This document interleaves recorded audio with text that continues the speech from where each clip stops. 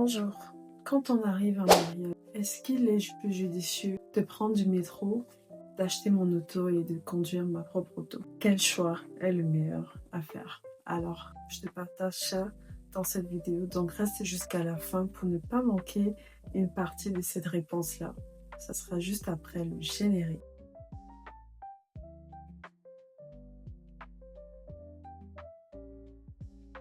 Alors, je promets, je te donnerai les réponses avec des chiffres concrets qui t'amènera, toi, à prendre ta meilleure décision. Alors, le transport en commun, qui est ici dans le Canada, particulièrement à Montréal, on peut retrouver des autobus, du métro, le train. Je pense que le REM, le REM. Donc, je pense que j'oublie rien. Voilà. De toute façon, si j'oublie, tu peux me le dire en commentaire, mais je pense que c'est pratiquement ça qui est le transport en commun. Alors, c'est quoi en termes de frais qu'on a pour le transport en commun? Si tu es un employé, tu as une carte Opus qui coûte en moyenne 100 à 105 à 110 $ par mois. Voilà, j'espère que je ne me trompe pas. Je pense que c'est si tu sens à 100, 105, 110 $. Et si tu es étudiant, tu as des rabais. Bon, je pense que les étudiants à temps plein, faut préciser, si tu es étudiant à temps plein, tu as des rabais au niveau de ta carte Opus. Et je pense peut te coûter dans les 70 $, en moyenne. Bon, je vais checker le prix et je l'afficherai en écran. Voilà. C'est quoi donc les avantages du transport en commun? On a le métro qui est très rapide et qui dessert bien le centre-ville et plusieurs quartiers. Donc, on a la ligne verte, on a la ligne orange et la ligne bleue. Donc ça, c'est pour les personnes qui prennent le métro tous les jours, vous voyez très bien de quoi je parle. Donc, c'est un peu Montréal. Il n'y a pas de stress de stationnement et également pas d'assurance et c'est accessible et c'est écologique. Donc, c'est quelque chose qui te permet facilement de bouger d'un point A à un point B sans forcément te soucier du parking, sans te soucier du trafic, d'accord? Donc franchement, pour toi, surtout si tu vis à proximité du métro, c'est vraiment un bon plan et tu travailles au centre-ville. Donc c'est pas mal assez accessible et ça t'enlève le stress pour le stationnement et blabla. Donc, c'est quoi les inconvénients du transport en commun, par exemple? On parle ici de certaines zones qui sont mal desservies, donc particulièrement des banlieues. Si tu te retrouves à vivre en banlieue dans des coins un peu retirés, ça serait un peu difficile pour toi d'accéder au métro. Il faudrait peut-être que tu prennes du train. Donc, je pense ici à des personnes qui restent comme à Terrebonne, à Mirabel, dans des endroits un peu reculés. Il faudra peut-être que tu prennes d'autres moyens de transport afin de pouvoir tomber dans le métro pour pouvoir aller à la destination dans laquelle tu voudrais aller. Donc voilà, ça peut être un peu un inconvénient. Voilà. Donc, il y a un fort achalandage dans des heures spécifiques, particulièrement dans les heures de pointe et les week-ends et les heures tardives, les week-ends bien entendu. Donc voilà, franchement, c'est pas du tout agréable. Des fois, surtout en été, voilà, c'est pas du tout agréable. Bon, les odeurs, voilà, on en passe. C'est quelque chose qui met un peu de la gêne. Donc si surtout tu es pas très à l'aise avec un milieu du monde à te serrer avec les gens, genre les trains ils sont pleins, les escaliers sont pleins à craquer. Donc si c'est des choses qui te mettent inconfortable, ben, il faudrait essayer de prendre les métros à des heures qui sont pas très achalandées. Donc, il y a maintenant la dépendance aux horaires. Ça, c'est un point qui est très vraiment dommage. Donc, parce que tu n'es pas maître de ton temps. On s'entend. Tu n'es pas vraiment maître de ton temps. Tu es un peu obligé de suivre le rythme des chauffeurs, de train, de bus. Et voilà, tu peux pas vraiment décider. Tu es obligé d'être là à une certaine heure. Tu es obligé d'être là même quelques temps avant qu'il ne passe. Tu es obligé de venir, je veux dire, tu es obligé de venir. Comme, mettons, ton bus, il est censé passer à 14h30. Il faudrait que tu te rendes à 14h25 pour être sûr que tu vas pas le rater, là. Tu comprends? Donc, c'est de ça, c'est ce que je veux dire. C'est pas comme avec l'auto où tu es comme libre, tu es un peu autonome. Par contre, avec le bus, tu es dépendant d'un système. Donc, toi, tu es obligé de t'accommoder à ce système-là, mais eux, ils ont le droit d'avoir les bus qui passent pas. C'est toi qui rates, c'est toi qui manques le bus, c'est toi qui attends des heures et sans qu'ils ne viennent. Donc, c'est vraiment un peu dommage à cause des dépendances aux horaires. Donc, c'est surtout la nuit où les services sont pas mal limités. Donc, tu es un peu obligé d'attendre vraiment longtemps. Mettons, tu as pris ton train, tu as pris le métro, puis là, il faut que tu attendes le bus et des fois, tu dois attendre des 30, 40 minutes. C'est pas du tout souhaitable.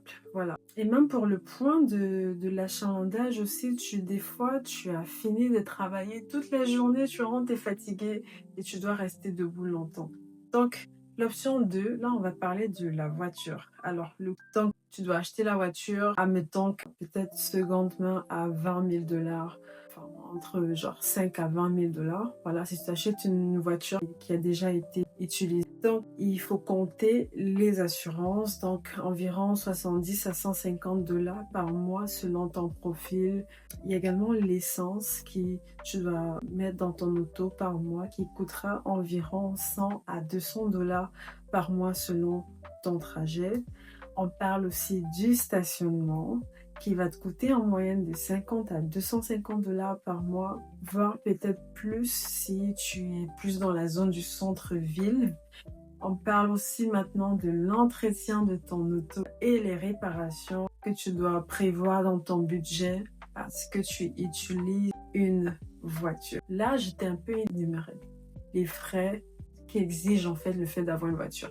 Donc déjà, tu dois prendre la voiture, tu as les assurances, tu as les matriculations, tu as l'essence, tu as les réparations, tu as l'entretien, tu as le stationnement, tu as le déneigement, tu as tous les frais qui en fait, ça recouvre en fait le fait d'avoir une voiture Canada. Donc si les avantages, c'est sûr, il y en a plein. Les avantages, c'est quoi dans le fond? C'est que tu as une liberté totale. Pas comme avec le bus où ce que tu dois attendre 30-40 minutes que le bus vienne prendre. Donc tu as une liberté totale, surtout si tu vis en banlieue, particulièrement si tu travailles à l'extérieur de Montréal, ça te permet de faire des longues distances pour aller travailler. J'ai rencontré des personnes qui vivent à Montréal et qui travaillent à Ottawa, par exemple. Donc, ça, c'est très flexible parce que tu es autonome. Tu es un homme accompli, tu es une femme accomplie. Tu n'as pas besoin d'avoir des chauffeurs de bus pour respecter les horaires. Donc, c'est pratique également si tu as des familles. Les voyages hors de la ville.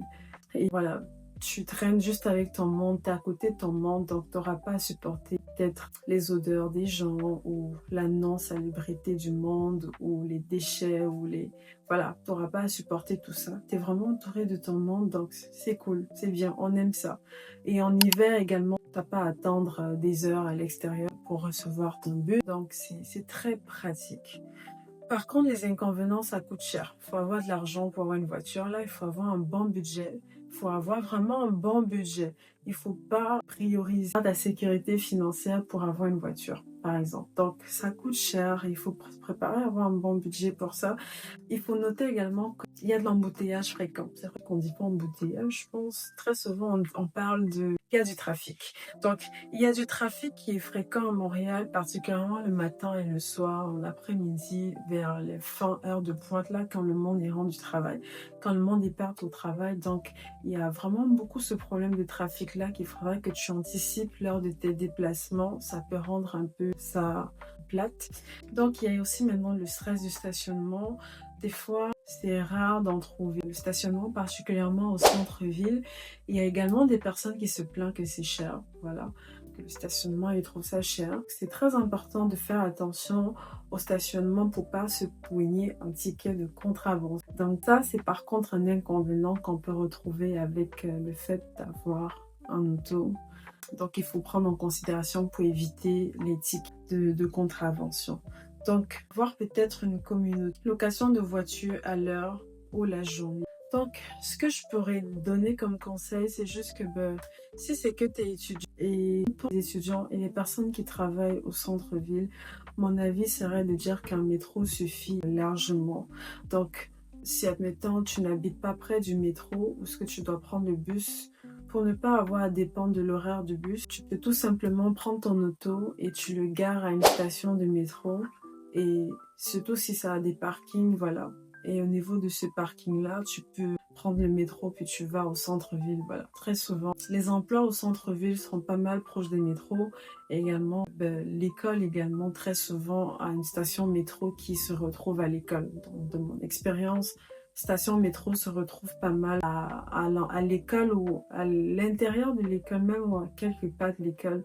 Donc ça peut être une belle pratique pour pouvoir t'aider parce que le métro, étant donné qu'il est assez rapide, il n'y a pas de trafic, tu n'auras pas de tracasserie de stationnement. Donc c'est vraiment pratique de faire cela. Si par contre tu vis en banlieue, dans des zones un peu reculées, la voiture devient pas mal obligatoire. Donc tu achètes ta voiture et tu assumes tous les frais qui vont avec, mais en termes de ce que ça t'apporte, je trouve que ça sera pas mal rentable.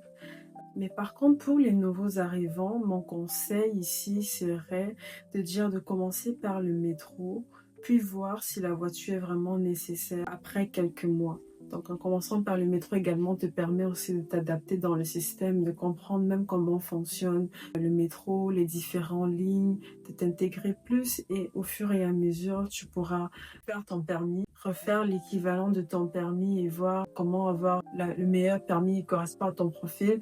Et à ce moment-là, tu pourras voir si la voiture, c'est l'idéal pour toi, le temps que tu t'es adapté au Canada. Donc, en résumé, le métro, il demeure économique et pratique pour la majorité. Mais si tu vis loin ou est-ce que tu as une famille, alors le véhicule est la meilleure option à faire pour toi. En tout cas, ça, c'était mon opinion et également à travers les recherches que j'ai pu faire. Maintenant, c'est à toi de me dire quel est le moyen de transport que tu trouves est pertinent pour tes déplacements. Tu peux me le dire en commentaire et merci d'avoir regardé cette vidéo jusqu'ici, jusqu'à la fin. N'hésite pas à t'abonner pour plus de contenu de Sandra Universe et on se dit à la prochaine vidéo. Bye!